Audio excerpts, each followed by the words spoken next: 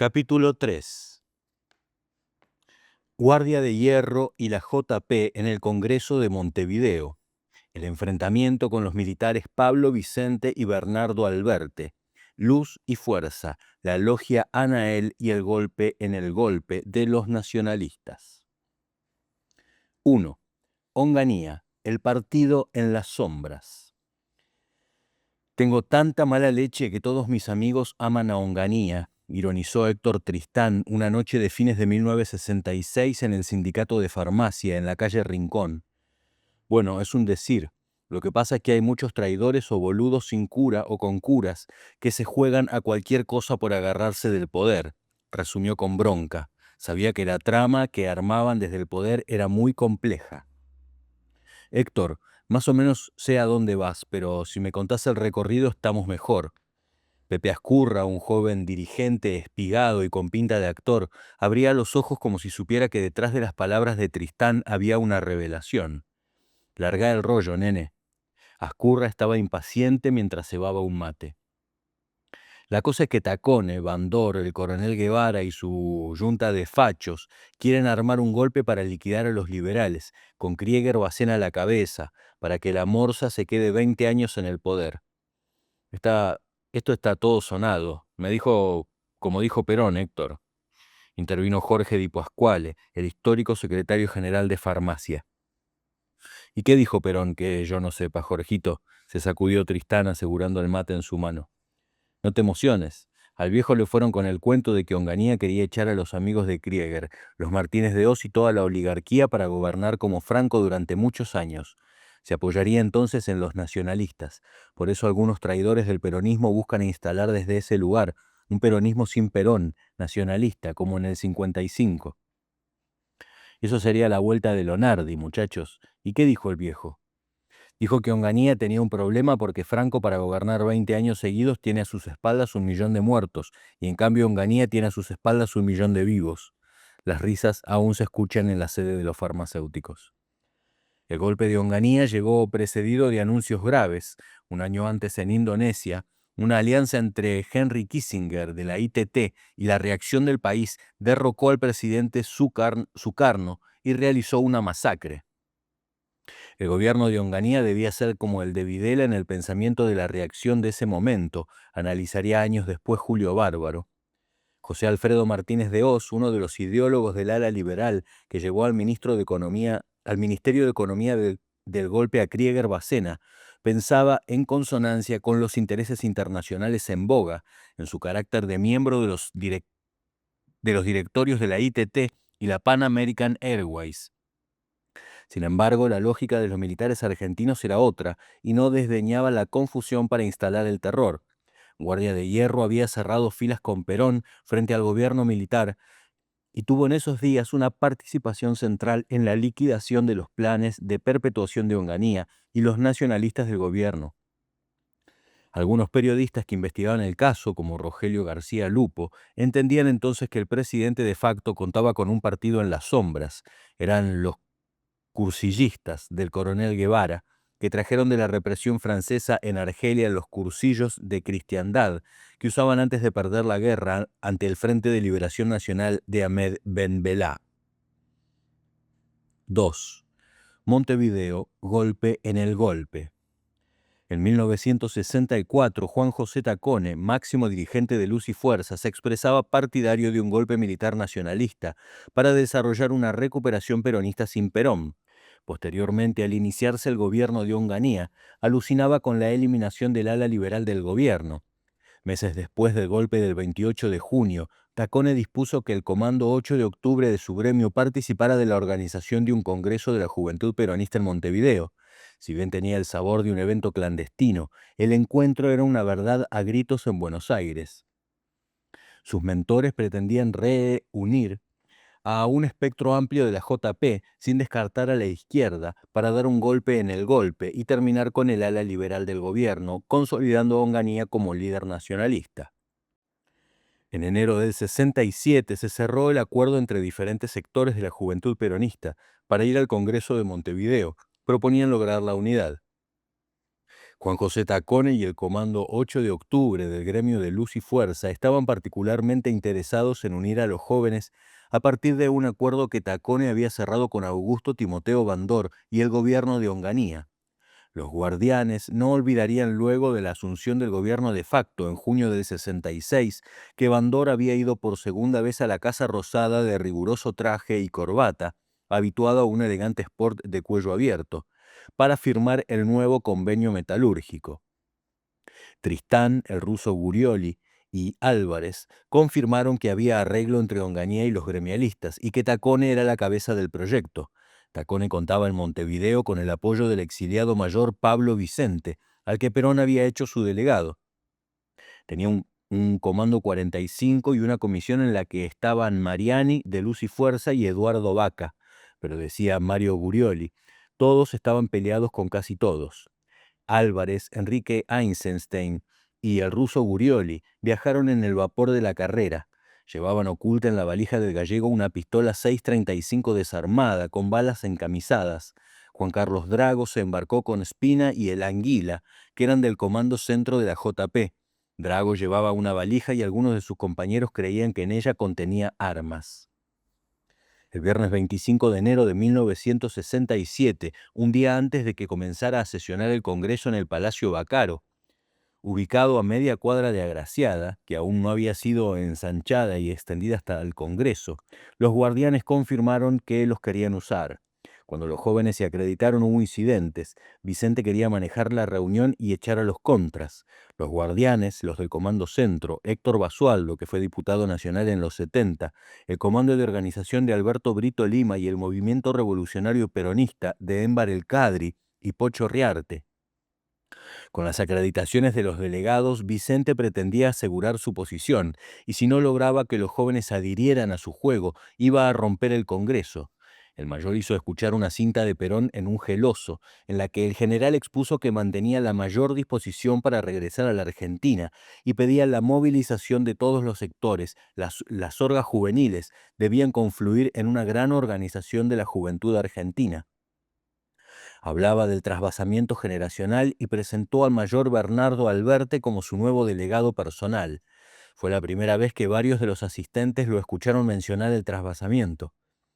Le sonó un término extraño, una argucia del general.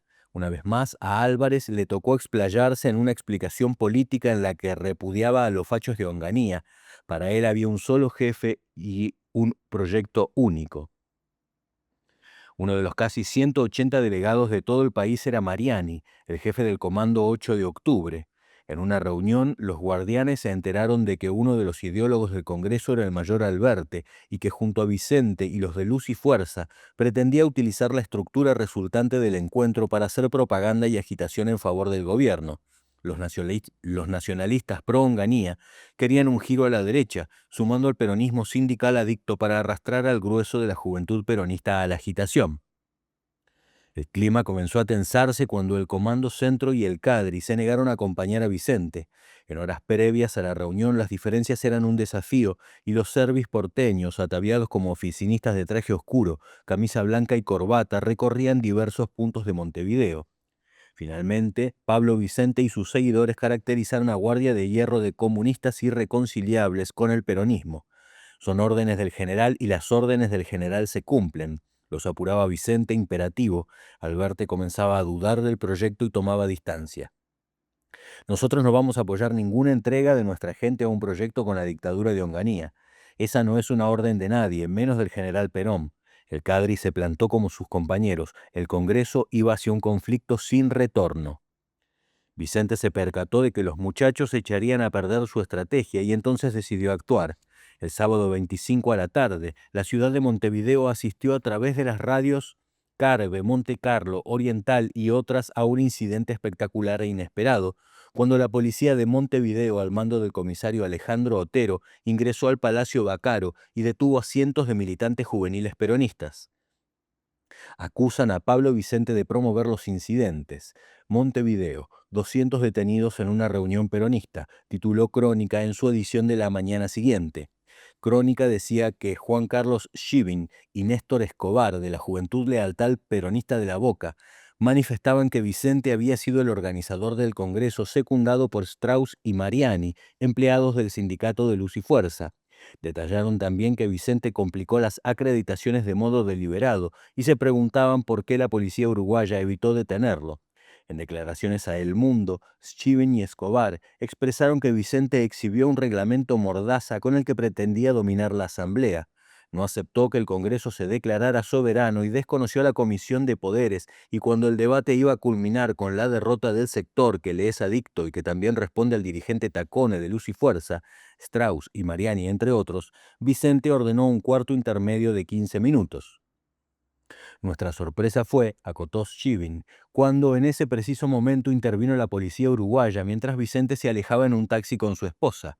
A las 3 de la tarde entró la policía para detener a los jóvenes. Enrique Eisenstein y su mujer cayeron presos y horas después fueron liberados en el Departamento Central de Policía. El lunes 27 de febrero, el matutino montevideano Hechos señalaba que el comisario Otero había actuado en connivencia con los servicios argentinos y señalaba a Bandor como uno de los operadores del hecho. Los guardianes respondieron con un documento redactado por Álvarez, en el que enfatizaban que la dictadura de Onganía representa los lineamientos de una política opresora, que no dictamos los argentinos, sino es programada a nivel continental por la misma conjuración internacional que impidiera el retorno de Perón en 1964.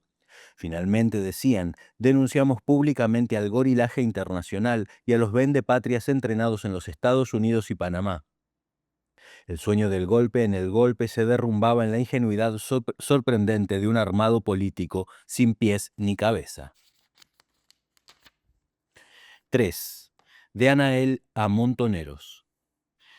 Álvarez, Gurioli, Spina y Drago eludieron la acción policial y volvieron a Buenos Aires. Álvarez tuvo que tirar su pistola 635 que le quemaba en el puerto de Montevideo, donde el control se había vuelto estricto. En Buenos Aires los esperaba una nueva sorpresa. El general Miguel Ángel Iñiguez, histórico del COR, y el teniente coronel Jorge Obón habían decidido echar a guardia de hierro del COR, donde contaban con un representante, bajo la acusación de comunistas que les enrostró Vicente. Álvarez decidió entonces irrumpir en una reunión de la Mesa Nacional en la sede de Gráficos, en Paseo Colón e Independencia. Fue con Drago y los recibió Edgardo Campano, un hombre de Ongaro que había integrado el COR. Mal vos, gallego, ¿eh? Lo atajó Campano, un gordo semicalvo de mirada melancólica. La reputa que te parió, te meto un fierro en la cabeza, ¿de qué me estás hablando, Gil? Drago tuvo que contener a Álvarez, que estaba fuera de sí. Antes de subir a la azotea se cruzó con un militante de la JP de Boedo, quien le reveló: «Sos un boludo, Ale. ¿Vos no sabés que hay que ser miembro de la logia Anael para estar aquí?» Le dio 2 libritos sobre la logia. Uno de ellos era El Tercer Mundo en Acción. Como no lograba convencer a Álvarez, que seguía alterado, el muchacho insistió: «¿Sabés quién es el doctor Anael, Alejandro? Es el doctor Urien». En la oficina de la azotea estaba toda la mesa del COR.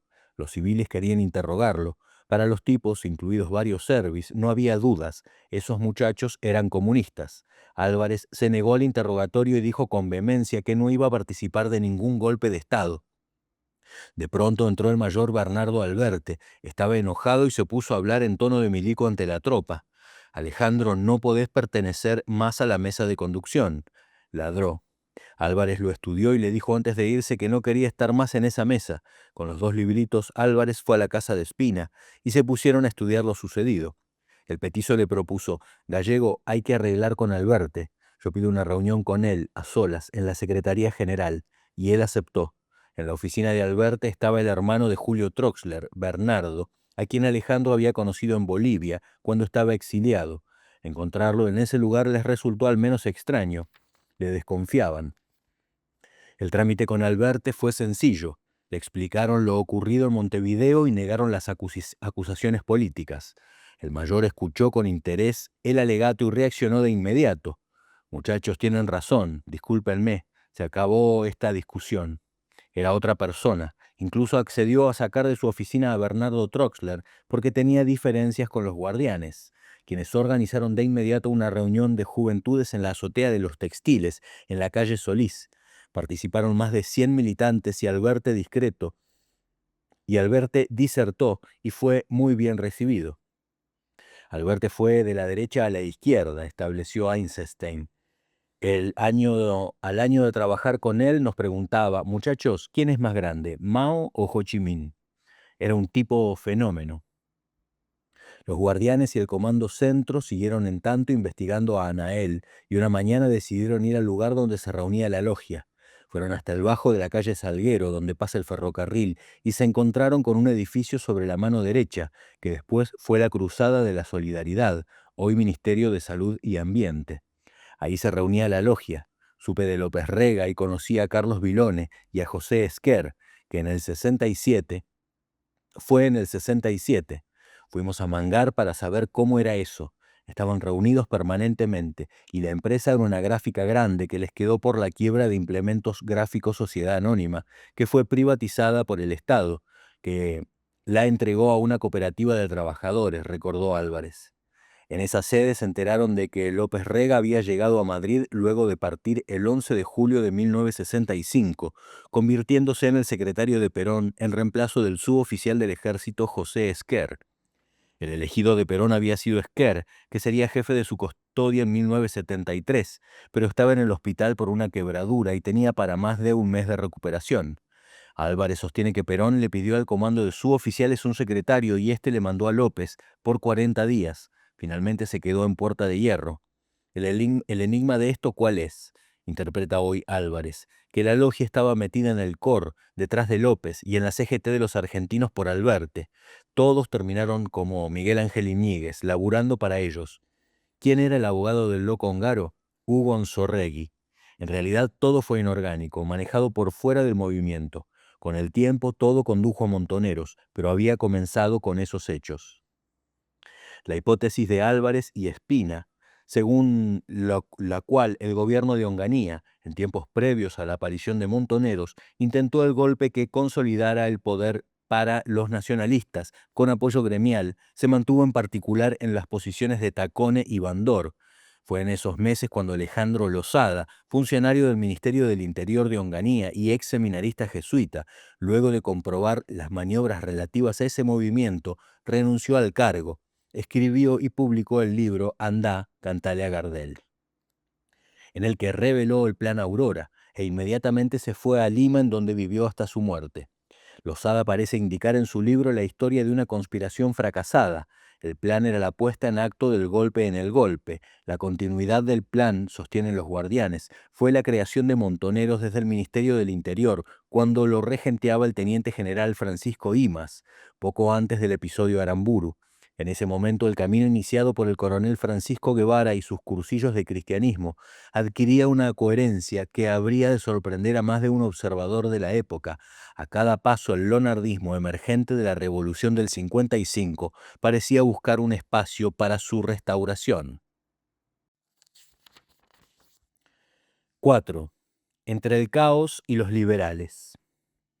Alberto Sili, jesuita, ex titular del Centro de Investigaciones y Acción Social, CIAS, que tuvo un papel protagónico en los años de Ilía y Onganía, reconoce aún hoy que la orden sentía afinidad con los militares conspiradores cuando realizaron el golpe del 28 de junio de 1966, y recuerda a Alejandro Lozada, ex seminarista convertido en asesor de Onganía, cercano al empresario Diego Muniz Barreto, católico militante que se desempeñaba como asesor de la Secretaría de Legal y Técnica, a cargo de Roberto Bobby Roth, del gobierno militar.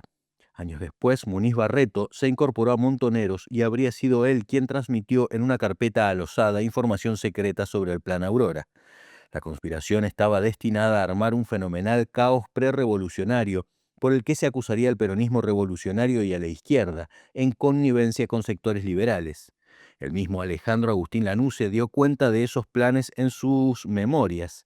El escándalo en el imaginario de Muniz Barreto, Darío Sarachaga y Roberto Roth, funcionarios del general Imas en Interior, y en el del propio ministro, expulsaría a los liberales del gobierno con el fin de instalar a Onganía por décadas al frente de una coalición nacionalista.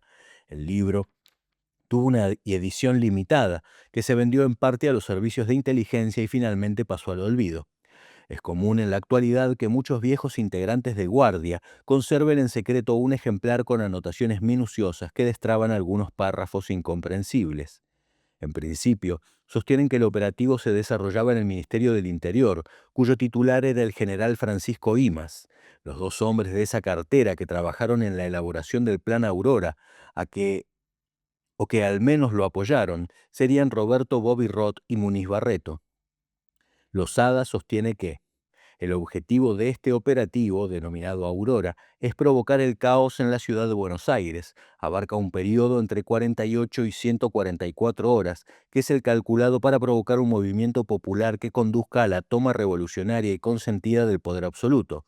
El mismo tenía tres partes llamadas objetivos. El primero, creación del caos físico, invierno, temperaturas mínimas de temporada, hora a partir de las 16:30, atropellamientos de colectivos, codazos, bocinas, nudos colectivos, y detalla que esas acciones producirían cortocircuitos en los canales distribuidores, 48 horas entre detección y reparación, riachuelo, destrucción de los pilotes clave, intentarán imposible cruzar, cortados los accesos por el sur, una semana en reparaciones, si licitan 3 meses, obstruirán los puentes de los ferrocarriles y autopistas, cortados los caminos desde el norte y el oeste, canal del río minado, rastreos, seguridad, otra semana.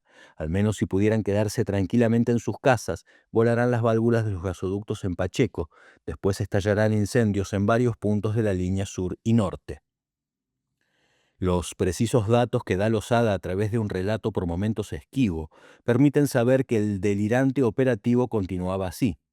El agua deberá ser contaminada con materias colorantes y purgantes, arrojando COT, nota del autor, componente de cobalto muy tóxico, en las estaciones distribuidoras de Devoto, Córdoba, Caballito y Paitoví. Losada sostiene que el segundo objetivo del operativo Aurora era la instrumentalización del caos. Los medios darían a conocer los hechos dando cuenta de un enemigo acaso indescriptible. Se ignora el móvil de tales actos terroristas, se desconocen sus líderes. Se leerían titulares abriendo el cauce a la incertidumbre. Losada reseñó que se utilizarían los conflictos estudiantiles de Rosario y el Cordobazo que sucedían por entonces para apuntalar la argumentación del operativo Aurora. Al revelar que le entregó la carpeta con el plan al secretario de Onganía, dice que el tercer objetivo era fomentar la inseguridad internacional. Para lanzar el movimiento de los nacionalistas del gobierno, el propio Losada dice en su libro que él mismo había viajado a Tucumán para crear un partido nuevo de la revolución, o Partido de la Revolución Argentina. Con vistas a perpetuar a Onganía, sostuvo que el ministro de Economía, Néstor Salimey, había provocado el cierre de los 16 ingenios azucareros tucumanos, lo cual desató una crisis social y movilización. Según Losada, la medida estaba encuadrada en el mismo plan. Se preveía cesar la actividad de los ingenios y de inmediato, en medio de la crisis, el gobierno nacional enviaría abundante ayuda social, movilizando a la provincia funcionarios y empleados de gobierno, más una cuidada presión de medios, para instalar una imagen solidaria y eficaz en la opinión pública tucumana. En ese punto tenían previsto lanzar el tiempo social, que contemplaba la incorporación de una constitución adaptada a los tiempos modernos. Con ese instrumento llegaría el tiempo político. De ella surgirían nuevos partidos, en particular el nuevo Partido de la Revolución, con el patroncito por jefe absoluto, nota del autor, Onganía, elegido por la mayoría popular y un gobierno nacional, y cagamos a los liberales y superamos al peronismo y al frondicismo oportunista. Los enemigos a los que eliminaría con el operativo Aurora no eran otros que los militares liberales y sus aliados civiles. Dentro del ejército, Alejandro Agustín Lanusse, y fuera el expresidente provisional Pedro Eugenio Aramburu, que si se iba a Onganía o si se llamaba a elecciones íbamos a caer en manos de aquellas que ya los conocíamos, si querían ser fusilados como en el 56 o engañados como en el 58, y que el ejército se enculara de nuevo, porque a Perón no lo tragaban. Losada se había entrevistado con Bandor para interesarlo en la revolución, y aparentemente el líder metalúrgico prefirió guardar cierta distancia, mientras que Tacone era el hombre de mayor confianza de Onganía, como lo informó él mismo en sus cartas a Perón, donde no siempre contaba toda la verdad. Lozada, sin embargo, ya no creía en esas palabras de ninguno de los participantes en el operativo Aurora. La complejidad de la conspiración lo había sobrepasado. El complot está en todas partes y en todo momento, hasta dentro mío, se angustiaba animándose a revelar que los popes del plan pensaban que la revolución de Onganía iba a devolver el orgullo nacional a los argentinos. El ex seminarista tenía inclinaciones literarias y procuró encerrar en un texto vertiginoso sus certezas, que finalmente se exponen abrumadas por una narración atravesada por miedos personales. De ese modo pudo establecer que en el plan para perpetuar a Onganía se aventuraban operaciones para acabar con el proyecto de Aramburu, que pretendía terminar con las veleidades de Onganía y su gente. Para los cerebros de la operación, el opositor liberal entre los militares era Aramburu. La creación por parte del gobierno de Onganía de un enemigo externo, sanguinario y sobre todo no visible, era el medio buscado para alejar al pueblo y a Perón del poder. El comunismo, enquistado en la movilización social, era entonces la representación más acabada del enemigo del gobierno. Podían ser dirigentes como Ongaro, organizaciones guerrilleras en formación, hechos como el Cordobazo o quien fuere, pero había que mostrarlos para atemorizar. Las corrientes que acompañaron la formulación del operativo Aurora fueron diversas. Las hubo a la derecha, el nacionalismo y sus matices; a la izquierda, el naciente tercermundismo surgido del Concilio Vaticano II y de las propias contradicciones de la Iglesia, uno de cuyos sectores seguía con la idea de recuperar el proyecto de la democracia cristiana como partido político. Mientras ellos concebían un universo parcial en el que solo estaban presentes aquellos con los que negociaban, por el contrario, en el universo de Perón entraban todos. Él decidía con quién, para qué y por qué, de acuerdo con la realidad histórico-política del país. En la conciencia práctica de las mayorías, el líder era él, pero los hombres del operativo Aurora, encerrados en una visión estrecha, no comprendían este punto central. Por eso, para ellos, lo único posible de organizar era el caos, y eso era lo que los ideólogos de Guardia de Hierro estaban descubriendo.